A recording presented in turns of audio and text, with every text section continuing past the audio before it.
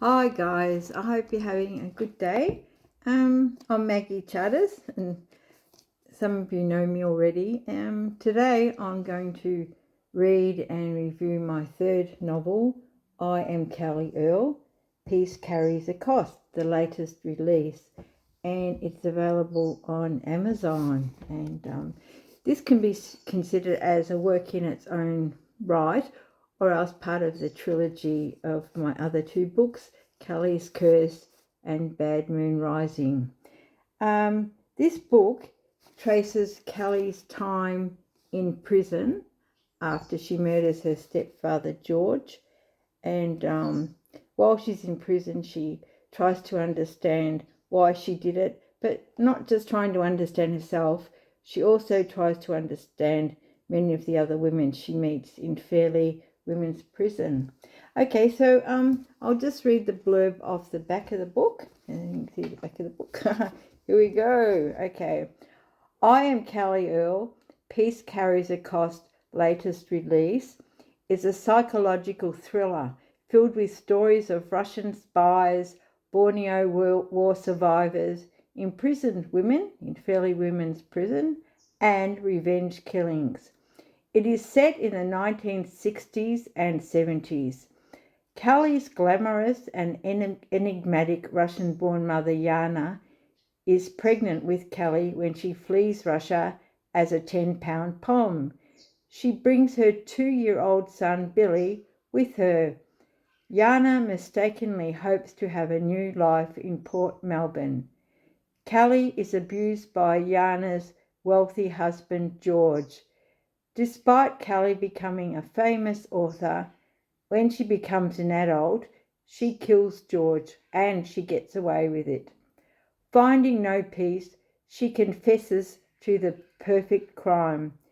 She finally finds peace as Miss Z, the murderess, when she is incarcerated in Fairlea Women's prison. This exciting novel is a complex and intriguing story about the harrowing consequences of war. It is a story within a story within a story. It is a cleverly written novel. Okay, guys, so I'll just read a few parts out of the book. And I must add it's got 94 chapters, so it's a nice thick book and it's a nice long read. And in my book, I just said in the beginning, a big thank you to my accidental friends who ventured in and out of my journey and showed me the nuances of life. Okay, and so reading what Kellie says in the beginning. Okay, we'll hold that up there so you can see that. Oops, here we go. Sometimes we must accept our fate. In defiance, we might try to wriggle our way off destiny's winding path, defy moral fibres, and force open the slammed doors of disappointment. And then we envisage the light shining at the end of the tunnel and struggle to fortify or justify our very existence. We might compare ourselves to others, real or imagined, and embellish our lives with subjective ideals or precious jewels and riches. We might ask, who are we? Why are we here? Is modern man any different to philosophers of old? Have we evolved? In my reality, my readers have evolved. They no longer want to read about my fairy floss romances in palaces. Instead, they want the proven and tried reality of flawed people who battle the innermost dramas of conscience, justice, and retribution. People just like me. They want to get inside the minds of outsiders, and then they want to follow them on their tumultuous journey of recovery as they find the true meaning of love and hate. Even if it doesn't come to the last page of the book, yours truly, B.M. Rising, aka Kellie Earl. So, explaining that, B.M. Rising is Kellie's pen name when she writes her book. Okay, so now I'll just read part of page 124. Okay, and her mother doesn't know that she's killed her husband. It's all very dramatic. Yes, okay. And this is chapter 30.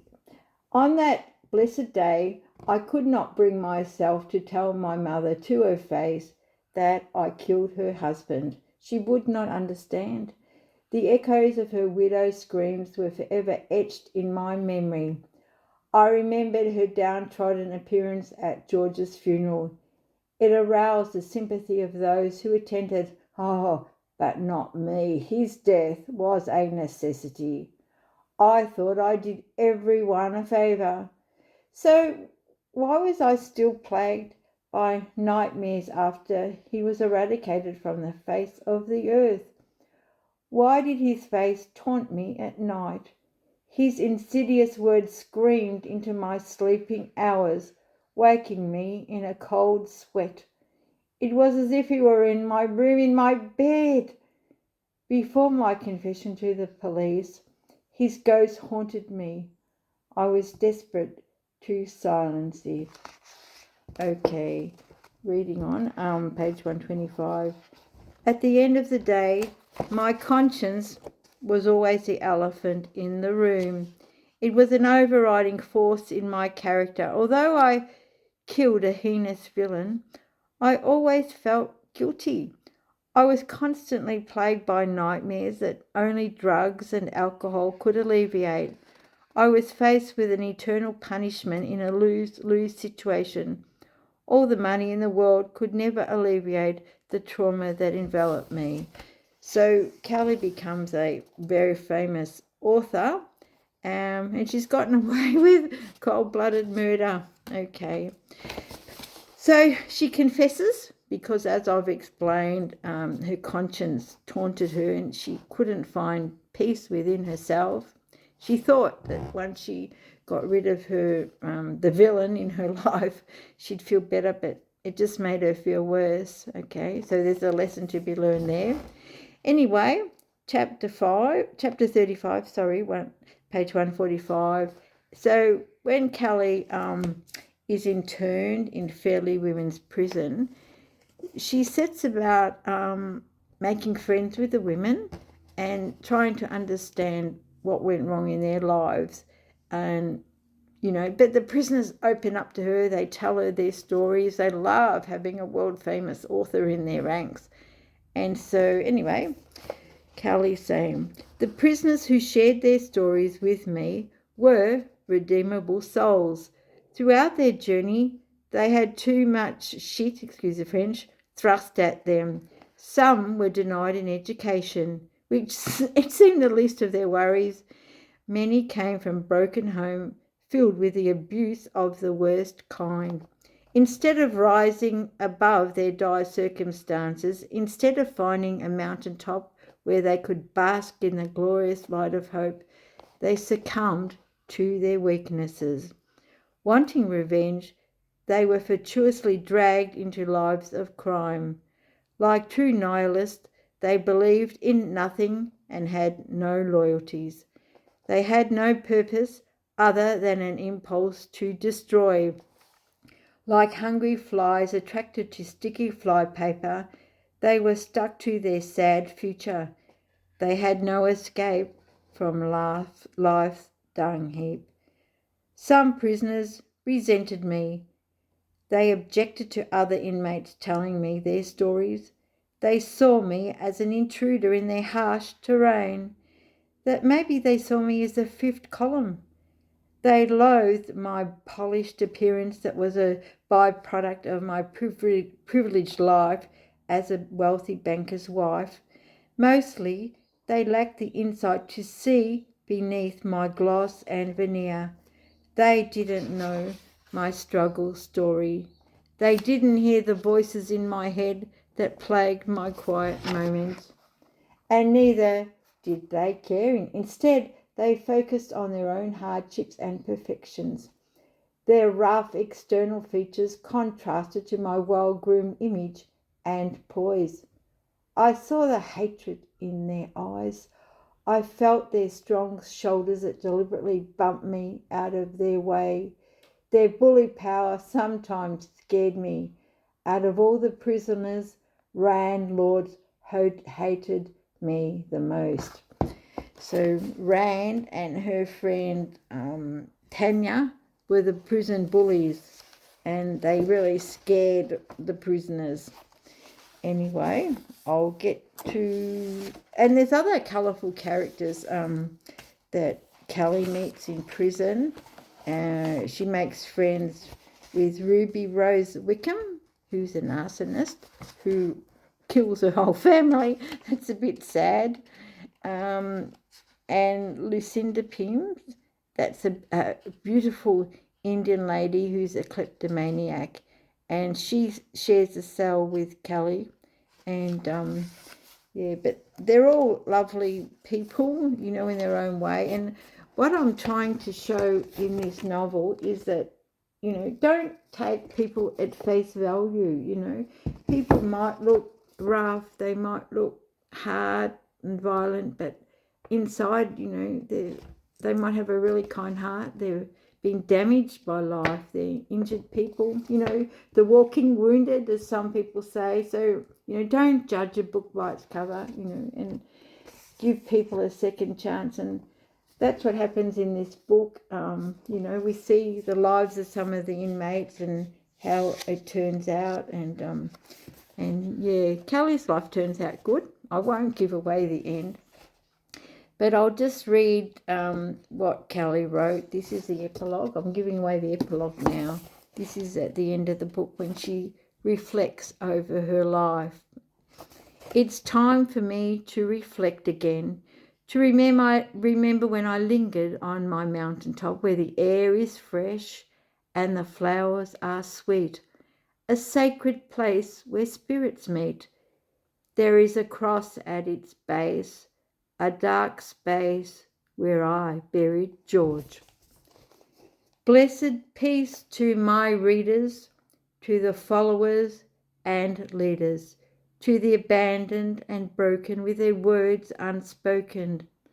May you find your mountaintop and breathe fresh air, or freely fly like a butterfly without a care. The world is cruel, the world is kind. I pray that you have peace of mind. Yours truly, B.M. Rising, aka Kellie Earl. Now, this book, I Am Kellie Earl, make sure you get the latest release, and it's available on Amazon.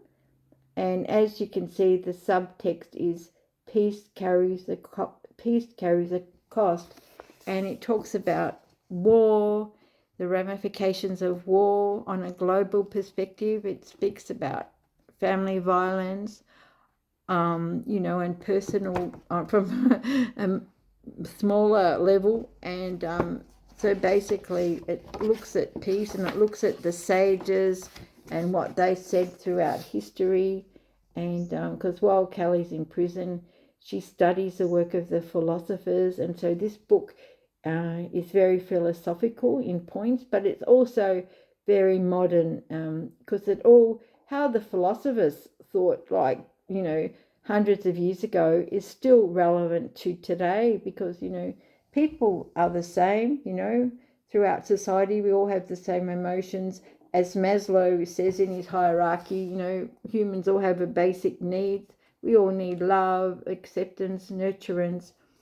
And so guys, if you're interested in philosophy or psychology or sociology, or prison reforms, or history of Melbourne, because it's got a lot of Melbourne, and also Sydney, because Kellie moves to the Rocks when she gets out of prison, and, you know, we look at the Rocks and the development of Sydney and how it evolved.